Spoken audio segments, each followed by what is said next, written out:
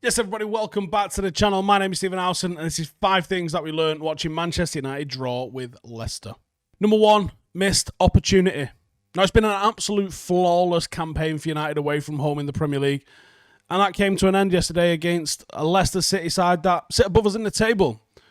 I think when you play against your top 6 opposition away from home, taking a point is generally seen as a good result, and winning your home game should be seen as the only acceptable result. But it doesn't feel like an acceptable result against Leicester, even though they are, deservingly where they are in the table. The fact that United went ahead twice but then conceded no more than 10 minutes after each goal honestly really makes the draw feel like a defeat. It was poor defending, and it was sloppy play in possession for both the goals, and preventable mistakes which are happening time and time again from United. And I think that's what's going to stop us really considering ourselves to be title contenders. Those mistakes have to be eliminated. It was a great chance to make another really big statement this weekend, but we just didn't show enough.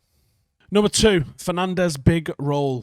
Now, it is not news to come on here and talk about how Fernandes got a goal, got an assist, or how good of a footballer he is, or the record-breaking stats and metrics that he's sticking up, but he was involved in both goals for United in a 2-2 draw, and actually could argue he was probably involved in one of Leicester's as well. He's got 18 goals and 13 assists in 28 Premier League appearances for United.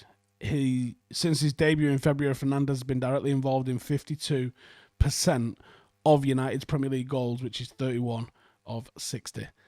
It's outrageous output from one person. He seems to be always in the right spot. He seems to always make an impact. Is he technically one of the best players in the world? Jury's out. But is there a more productive player? I don't know many more that exist, to be honest. He's the first Portuguese player to score 10 Premier League goals in a single season since Cristiano Ronaldo in 08-09. I think it's been that long since United had a match winner of this guy's level. And, last night probably should have got us a match win. Number 3, Rashford's half-century. Now, it was a frustrating performance from Marcus Rashford. I didn't think he was involved in the game. I actually don't think any of the forward 4 were really involved in the game, despite Fernandes having a goal and assist. I don't think any of them was massively involved in the game as much as I would really want. Took his goal brilliantly, but in all honesty, he probably should have had one more. I've seen people saying he should score all 3 of his shots. That's just unreasonable to expect. He did have an XG of 1 goal. So he did what his expected goals said he should have done, which literally is the calculation of how many goals you should score from any given position. The very best forwards outperform their XG. Actually, I've got a few stats here for what people are doing. Marcus this season's got 6 Premier League goals. His XG is 5.84, so he is outperforming his XG. Tony Marshall's got 3.06 expected goals. He's got 1 goal, so he's underperforming big time his XG. Bruno's got 6.98, call it 7 XG, but his actual goals is 10, massively outperforming. Cavani has got a 1.98 and he's got 3 goals, so he's outperforming it. Haaland, 7.02, but he's got 10. And Jamie Vardy, who people was telling me would definitely have scored all 3 of those chances, he's got 11.64 with 11 goals. So XG for a lot of players is roughly where you're expected to be. The genuine world-class, absolute elite players, and not always, actually, but that's where you start to see like freaks like Haaland, like Cavani, Bruno. These are the ones that are massively outperforming their XG. Those are the ones you want to look at. Those are the ones that are really making it happen. The free header from Rashford, 10 yard out, 8 yard out, whatever it was, 2 minutes on the clock. If he gets that on target, I think that's probably a goal. If he heads that down, it's probably a goal. The 1-on-1, I think that was a good chance. Certainly not, you have to score that every single time that you get in that position. But it was a decent chance. And I think over them 2 chances, one of them on top of the one he got probably should have gone in. But it was a perfect tie for Kasper Schmeichel, and what a strong arm that was from Schmeichel. With his goal to put United 1-0 up, though, Rashford became the 3rd youngest player to reach 50 goals in the Premier League at 23 and 56 days after Wayne Rooney and Cristiano Ronaldo, so he's in good company there. It was his 18th goal contribution of the season, and he's on course for what is expected to be his most productive campaign so far. Number 4, Cavani was impressive again. The free transfer of Eddie Cavani is proving to be a bit of an excellent piece of summer business, and maybe it makes you question why he wasn't actually brought in when his contract expired at PSG even a couple of months earlier. His match-winning strike against Everton midweek, Cavani came on, teed up Fernandes for what should really have been the winner.